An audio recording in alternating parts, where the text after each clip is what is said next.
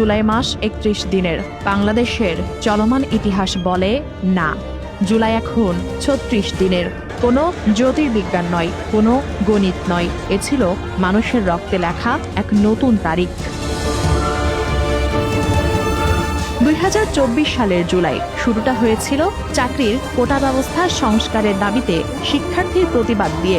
কিন্তু দিন যত গড়িয়েছে আন্দোলনের ভাষাও বদলেছে, দাবি বদলেছে, স্লোগান বদলেছে, আর বদলে গেছে পুরো বাংলাদেশের রাজনৈতিক বাস্তবতা।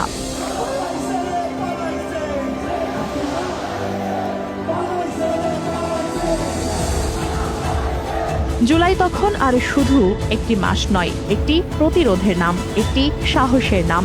১৬ জুলাইয়ের রক্ত, ১৮ জুলাইয়ের ইন্টারনেট অন্ধকার, একের পর এক প্রাণহানি, গুম, দেশ জুড়ে কারফিউ, নিস্তব্ধ শহর, অবরুদ্ধ বিশ্ববিদ্যালয়, আর সেই নীরবতার ভেতরেও ফেসবুকের দেয়ালে, মেসেঞ্জারের গোপন গ্রুপে, টেলিগ্রামের বার্তায় ছড়িয়ে পড়ছিল প্রতিবাদের নতুন ভাষা।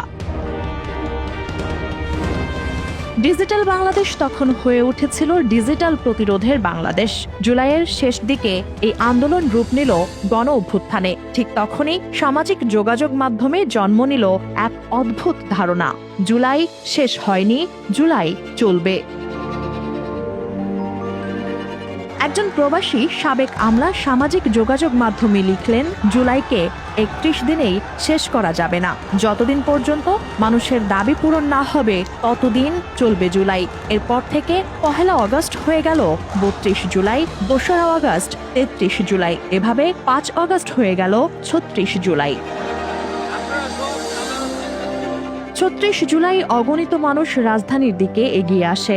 রাজপথে ছিল না কোনো একক নেতা, ছিল কেবল গণমানুষের ঢল, ছিল ক্ষোভ, ছিল দেশ বদলের স্বপ্ন, ছিল দীর্ঘদিনের জমে থাকা অভিমান। সেদিন শুধু একটি সরকার পতনের খবর লেখা হয়নি, সেদিন লেখা হয়েছিল একটি নতুন প্রতীকের জন্ম, ৩৬ জুলাই। এরপর থেকেই এই নাম আর শুধু একটি কাল্পনিক তারিখ নয়, এটি হয়ে উঠেছে একটি স্মৃতি, একটি প্রতীক, একটি রাজনৈতিক ভাষা, একটি সাংস্কৃতিক পরিচয়।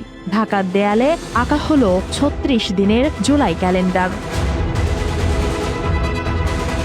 গ্রাফিতিতে লেখা হলো জুলাই শেষ হয়নি, ডিজিটাল পোস্টারে ফুটে উঠল ৩৬ জুলাই।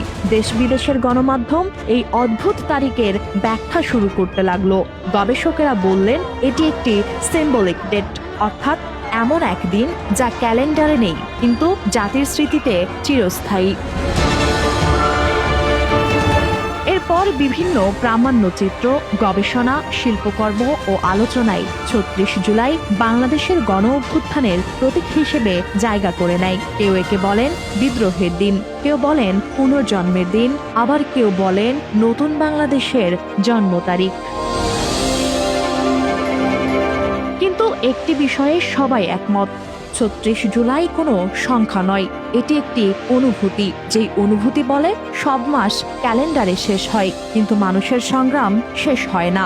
যখন ন্যায় বিচার অধরা থাকে তখন ৩১ দিনের জুলাইও ৩৬ দিনে পৌঁছে যায়। হয়তো পৃথিবীর কোনো ক্যালেন্ডারে ৩৬ জুলাই নেই, কিন্তু বাংলাদেশের ইতিহাসে ৩৬ জুলাই আছে, থাকবে। আদতে কখনো কখনো ইতিহাসই ক্যালেন্ডার লিখে দেয়, যেটা লিখে দিয়েছিল ২০২৪ সালের জুলাই মাসে।